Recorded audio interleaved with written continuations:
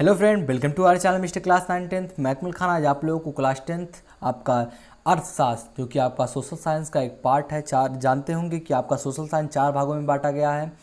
तो इसका एक भाग है आपका अर्थशास्त्र। इसमें आपका चैप्टर 4 चल रहा है जिसका नाम है वैश्वीकरण और भारतीय अर्थव्यवस्था। इससे पहले हमने आपका 3 पार्ट कवर कर लिया है अर्थशास्त्र का ही। ये आपका चौथा चैप्टर है, तो ये आज हम कवर करेंगे। आप जानते होंगे, अगर लगातार हमारी वीडियोस देख रहे हैं अर्थशास्त्र की, तो आप जानते होंगे कि हम इसे 3 चरणों में एक पार्ट को पूरा करते हैं। आपका पहला होता है बहुविकल्पीय वाला, या फिर आपको जो एग्ज़ाम में मदद करता है कुछ बिंदुएं लिखने में या फिर कुछ पॉइंट्स लिखने में। और आपका जो दूसरा चलता है ये 1 नंबर का होता है। तीसरा जो आपका होता है ये 3 और 5 नंबर के क्वेश्चन हल कराए जाते हैं, यानी कि 3 वीडियोज आपको मिलेंगी। तो यहाँ आपका पहला जो है याद रखने योग्य मुख्य बात है, ये हम जानेंगे।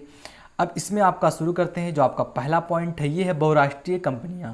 ये क्या होती हैं? वे कंपनियां जो एक से अधिक देशों में उत्पादन पर नियंत्रण रखती हैं, ये बहुराष्ट्रीय कंपनियां कहलाती हैं। यानी कि एक से ज़्यादा राष्ट्रों में अपनी कंपनियों को स्थापित करना या फिर उनसे उत्पाद करना, उस पर नियंत्रण रखना, ये आपकी बहुराष्ट्रीय कंपनियां कहलाती हैं। दूसरा जो आपका है कि वैश्वीकरण अपने देश की अर्थव्यवस्था का संसार के अन्य देशों की अर्थव्यवस्थाओं के साथ सामंजस्य स्थापित करता है। ये आपका वैश्वीकरण जो है, वैश्वीकरण का अर्थ होता है कि यहाँ एक देश में कोई चीज़ है, यहाँ उत्पाद किए और दूसरी जगह ले जाकर बेचे, दूसरे देशों में ले जाकर बेचे। तो ये जो प्रक्रिया होती है एक देश से दूसरे देश को जोड़ने की प्रक्रिया, इसे वैश्वीकरण कहते हैं। अब देखिए आपका तीसरा जो है यह है उदारीकरण। आपका सरकार द्वारा अवरोधों और प्रतिबंधों को हटाने की प्रक्रिया को उदारीकरण कहते हैं। आपको क्वेश्चन में पूछ लिया जाए 1 नंबर का आपका कि उदारीकरण से आप क्या समझते हैं, उदारीकरण से आपका क्या तात्पर्य है, तो आप क्या लिखेंगे? उदारीकरण सरकार द्वारा अवरोधों और प्रतिबंधों को हटाने की प्रक्रिया है जिसे हम उदारीकरण कहते हैं। चौथा जो आपका पॉइंट है कि निवेश परिसंपत्तियां जैसे भूमि, भवन, मशीन और अन्य उपकरणों की खरीद में व्यय की गई मुद्रा को निवेश कहते हैं। क्वेश्चन आपका बनाता है कि निवेश किसे कहते हैं, तो आप लिखेंगे निवेश परिसंपत्तियां या फिर वे संपत्तियां जो भूमि, भवन, मशीनों और अन्य उपकरणों को खरीदने में हमारी मदद करती है, व्यय करने में हमारी गई मुद्रा का निवेश करती है, सिक्के पैसे का निवेश करती है, वही आपका मुद्रा को निवेश कहते हैं। मुद्रा जो होती है उन्हें निवेश कहते हैं आप।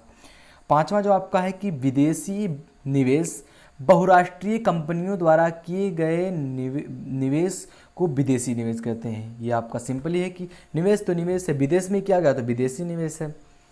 छठवां जो आपका पॉइंट है ये है मुक्त व्यापार क्या है।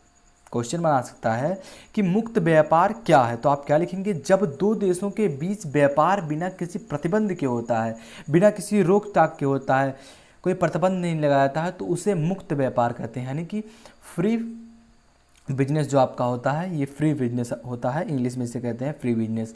तो 2 देश या फिर किसी 2 या 4 देशों के बीच में जो संयुक्त रूप से फ्री माइंड से जो व्यापार होता है, बिना प्रतिबंध लगाए जो व्यापार होता है, इसे आप मुक्त व्यापार कहते हैं।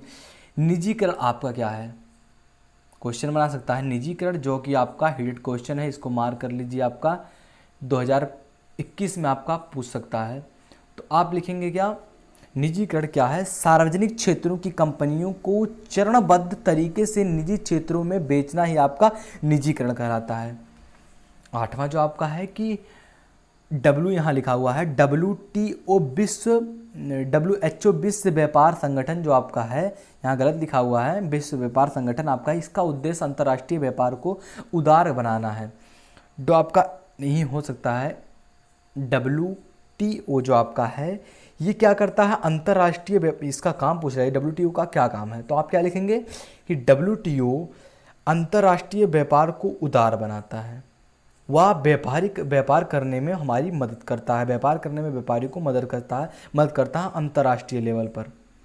9वां जो आपका क्वेश्चन है कि विश्व बैंक क्या है, या फिर विश्व बैंक आपका हेडिंग दिया हुआ है, तो आप क्या लिखेंगे कि अपने सदस्यों द्वारा अपने सदस्य राष्ट्रों को वित्तीय सहायता देने वाली अंतर्राष्ट्रीय संस्था है विश्व बैंक। 9वां लिखिए, 10वां आप लिखेंगे कि सेज, SEZ क्या है आपका। तो किसी विशेष क्षेत्र की अतिरिक्त सुविधाएं प्रदान कर विदेशी कंपनियों को निवेश के लिए आकर्षित करना सेज कहलाता है। फिर सेज एक संस्था है जो कि विदेशी कंपनियों को अपने ओर आकर्षित करता है उन्हें निवेश करने के लिए। हमारा अगला वीडियो आने वाला है जो कि आपका 1 नंबर यानी कि आपका यही चैप्टर का 1 नंबर के जो क्वेश्चन है ये हम हल कराएंगे इसमें। तो अगर ये वीडियो आपको पॉइंट या फिर आपका बहुविकल्पी में जो आपका मदद करता है, अगर वीडियो पसंद आया हो ये वाला टॉपिक, तो प्लीज़ इसका एम रखते हैं आपका 100 लाइक का। अगर 100 लाइक आ जाता है तो बहुत ही अच्छा होगा। तो आपसे अनुरोध है, आपसे यही आग्रह है कि चैनल को सब्सक्राइब करिए, बेल आइकन को हिट करिए, और अगर आपने वीडियोस नहीं देखी अर्थशास्त्र की तो प्लीज़ वो वीडियोस देखिए, क्योंकि आपका ये एक इम्पॉर्टेंट होता है। 12 या 15 नंबर का आपका 15-20 नंबर तक आपका अर्थशास्त्र में बनाया जाता है। तो ये आसान भी है, अगर आप इससे पढ़ रहे हैं तो आपको पक्का जितना नंबर आएगा गारंटी के साथ आपका दिया जाएगा इसमें। तो अगर फिर से एक बार वीडियो पसंद आया तो लाइक करें, यदि आप हमारे चैनल पर नए आए तो प्लीज़ चैनल को सब्सक्राइब करिए, बेल आइकन को हिट करिए। मिलते हैं आपसे अगली वीडियो में, तब तक के लिए जय हिंद, जय भारत।